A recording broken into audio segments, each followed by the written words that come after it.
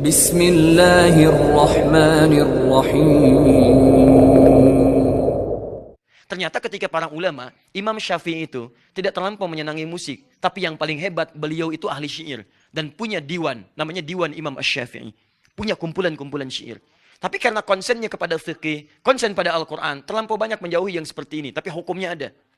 Di teman-teman, kalau Anda melihat para ulama mengatakan misalnya kalimat-kalimat, kami jauhi musik, kami tinggalkan musik, munculkan hadis-hadis yang tadi, pada umumnya walaupun mereka punya syair dan sebagainya, itu karena kebiasaan mereka dekat dengan Al-Quran dan dekat dengan hadis. Dan orang-orang ahli Quran tidak akan bertemu frekuensi Quran dengan frekuensi musik. Ya, kalau saya pribadi, misalnya kalau Anda tanyakan, kalau saya pribadi, saya tidak terlampau menyukai musik. Karena ketika seorang dekat dengan musik, itu tidak akan sejalan dengan Qurannya. Walaupun musiknya ada maslahatnya. Makanya silahkan cek, Anda senang musik agak kesulitan menghafal Quran. Karena frekuensinya tidak sama di situ. Tapi bukan berarti menjadikan musik mutlak haram, bukan.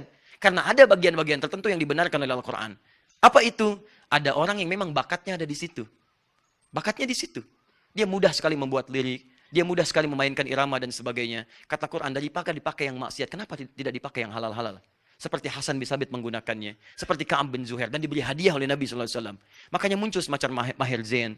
Muncul semacam Yusuf Islam dan sebagainya. Muncul semacam dan sebagainya. Ya, kalimat-kalimat lirik-lirik yang mengarahkan kepada nilai-nilai kebaikan. Tapi tidak disatukan dengan yang maksiat. Liriknya memang bagus. Ayo sholat, ayo sholat. Ayo sholat, ayo sholat. Yang di bawah joget, ikhtilat, dan sebagainya. Nah, itu barangkali mencampurkan dua hal yang tidak bertemu satu dengan yang lainnya.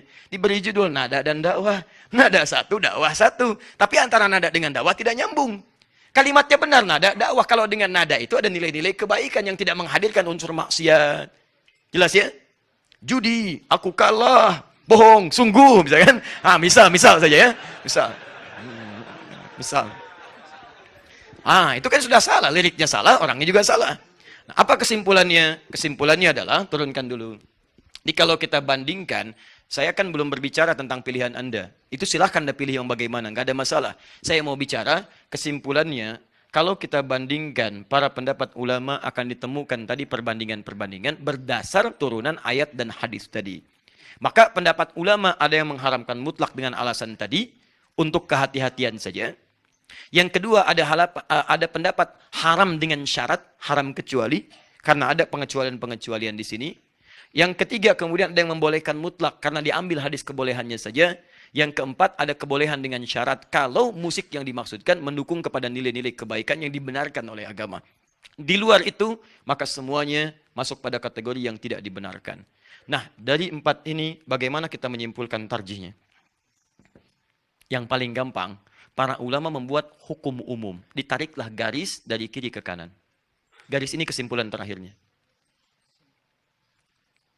Tengah-tengahnya disebut mubah. Fokus. Tarik ke kiri jadi makruh. Tarik ke kiri lagi jadi haram. Ini tarik ke kanan. Jadi sunnah. Ini hukum asal ya. Jangan kaitkan dengan musik dulu. Hukum asal. Tarik sunnah ke sini jadi wajib. Fokus. Perhatikan baik-baik. Hukum ini cuma 5. Mubah, tarik kiri makruh, tarik kiri lagi jadi haram. Tarik kanan sunnah, tarik kanan lagi jadi wajib. Kita letakkan musik pada porsinya. Perhatikan baik-baik. Jika musik itu tidak ada hubungan sama sekali dengan maksiat. Dan tidak mengajak juga misalnya secara langsung pada ketaatan yang standar-standar saja. Maka dihukumi mubah di sini. Bisa lagu-lagu kebangsaan. Yang sifatnya tidak ada lirik maksiat dan sebagainya. Di Saudi ada lagu kebangsaannya. Indonesia ada lagu kebangsaannya. Dan dengan nilai-nilai itu disampaikan nilai-nilai kebangsaan suatu bangsa misalnya. Maka itu masuk pada kategori yang ini saja. Mubah. Karena itu hampir tidak ditemukan ulama di setiap tempat walaupun mengharamkan. Tapi anehnya agak susah memberikan fatwa haram pada lagu kebangsaannya. Bisa cek di Saudi Arabia. Pernahkah Anda mendengar ulama Saudi berfatwa haram hukumnya lagu kebangsaan? Kalau disampaikan selesai urusan kehidupannya. Baik. Kan tidak mendengar. Ya, sama di Indonesia juga begitu. Yang mengatakan haram, nggak ada yang berani. Ayo posting, haram lagu Indonesia Raya. Kalau tidak berurusan dengan tersangka dan sebagainya. Kartu merah dia tuh. Ya. Kenapa? Agak aneh memang. Saya pakai jas semalam, Anda ribut. Saya sampaikan ini Anda ribut. Ini Masya Allah luar biasa. Kita menyesuaikan penampilan lah ya. Kalau lihat gorong-gorong, ya pakai kaos gitu kan. Kalau ke pengajian, ya pakai pakaian yang sesuai. Sesuai. Sesuai. Jangan lihat God pakai batik, ke pengajian pakai kaos, nggak nyambung kan? Misal, nggak ada yang hubungan yang lain, hubungan ke sini. Kita bicara musik. Sekarang lihat sini. Kalau dari musik itu kemudian, maaf, dia tidak langsung terkait dengan maksiat. Tapi di situ ada yang membuat diri kita itu masih ingat sholat, masih Quran dan sebagainya, tapi malas beraktivitas dalam urusan-urusan keduniaan. Larut dalam itu, maka minimal dia jatuh hukum makruh di situ. Makruh. Lupa karena menyimak lagu dan sebagainya, dibuat hayalan-hayalan, itu kan?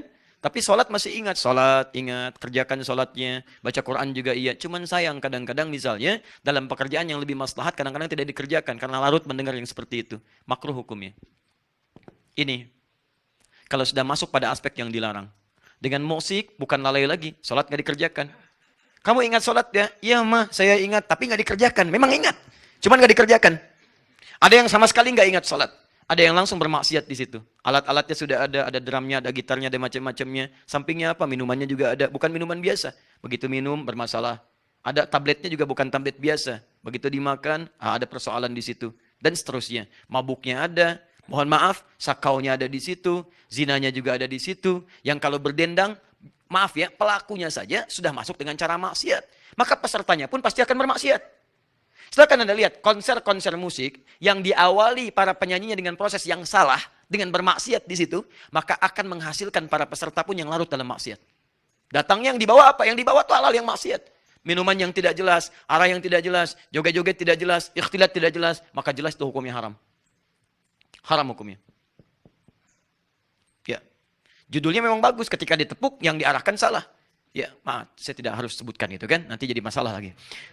Itu dipahami saja. Tapi kalau kemudian dari situ ada nilai-nilai kebaikan yang dibawa bahkan mengarahkan pada nilai-nilai agama. Yang memang di situ domainnya dia. Di situ bakatnya, hidupnya di situ. Siapa contohnya? Jangan ambil contoh sekarang. Ambil contoh di masa Nabi, namanya Hasan bin Thabit. Hasan bin Thabit. Bahkan langsung dipuji oleh Nabi SAW. Bahkan dinantikan syairnya. Begitu ada yang mencela, Hasan tampil membela Nabi SAW dengan syairnya. Bahkan di situ dibutuhkan syairnya Hasan untuk membela nilai-nilai Islam. Karena konteksnya sangat dibutuhkan. Naik hukumnya bukan sekedar mubah, ada nilai sunnah di situ. Karena golongan-golongan itu tidak bisa mendengar yang lain kecuali syair. Bahkan bisa jatuh pada hukum yang sangat luar biasa, walaupun ini jarang, sangat jarang. Bisa masuk pada kategori wajib, kalau memang itu jadi wasilah satu-satunya untuk memahamkan orang tentang Islam. Contoh, saya bertemu dengan Profesor Silmi, Hamid As-Sulmi. Beliau dari Kanada. Tidak sedikit orang Kanada masuk Islam, karena mendengar lirik-lirik keislaman. Karena memang dunianya di situ. Kadang sering dengar Justin Bieber, macam-macam dan sebagainya. Misalnya, satu kali dia mendengar lirik-lirik Islam. Begitu mendengar dia penasaran. Karena dia ahli musik, dia dengar masuk Islam karena mendengar lirik-lirik Islami. Memang poinnya cuma itu. Dipakai yang lain nggak bisa. Diajak dengan kalimat nggak bisa, didakwahi nggak bisa, dengan toleransi juga nggak bisa, dengan kalimat-kalimat baik nggak bisa, ditraktir nggak bisa. Begitu dengar lirik, masuk Islam. Pertanyaan saya, apa hukum yang seperti itu? Apakah Anda katakan haram? Kalau status masuk Islamnya dengan cara yang haram, bagaimana? Oh, ini Islam haram. Oh, Islam haram bagaimana? Gak bisa. Gak bisa. Ya. Maka dari situ, jangan cepat menyimpulkan sesuatu, apalagi pada hal yang tidak Anda ketahui. Ulama saja berbeda pendapat dengan orientasinya, tapi masih memberikan ruang pada yang lainnya. Dan yang paling luar biasa adalah, ketika Anda ingin menulis sesuatu, coba lihat tuh referensinya. Sehingga bisa ada kesimpulan yang paripurna di sini. Jangan asal dikeluarkan kalimat. Sehingga membuat kemudian orang-orang jadi bingung dengan apa yang kita sampaikan. Karena situ, silahkan Anda lihat di sini sikapi dengan baik. Dan ulama sepakat di sini. Jika alat-alat yang digunakan untuk maslahat bahkan mubah itu. Misal, peraga-peraga untuk anak TK, anak-anak SD. Bukankah orang-orang sekarang mengajarkan, maaf, baca Quran, baca kalimat-kalimat hijaiyah dengan menggunakan nyanyian? Alif, ba, ta, tha, jim, ha, kha.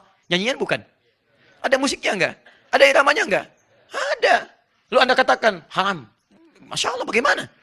Dan dunia anak berbeda dengan dunia orang dewasa. Silahkan tanyakan pada pakar anak-anak. Akan lain. Psikologi mereka lain. Senang mendengar ada yang iramanya. Senang melihat sesuatunya. Makanya ketika diberikan sesuatu dengan pendidikan yang tadi, cepat mereka. Karena itulah dulu, orang-orang mengajarkan anak-anak itu salah satunya dengan irama-irama yang diambil dari teori-teori musik, tapi dialihkan kepada konteks pelajaran. Bukan musik-musik maksiat. Rumusnya tetap 16 rumus disebut dengan bahar. Formulanya sama, tapi dialihkan bentuknya. Contoh, jadilah Alfiyah Ibnu Malik. Alfiyah sampai sekarang dipelajari di pesantren. Semua pesantren, bahkan pesantren Salafi mempelajari Alfiyah. Tapi tidak ada satupun ulama salaf yang mengatakan Alfiyah haram.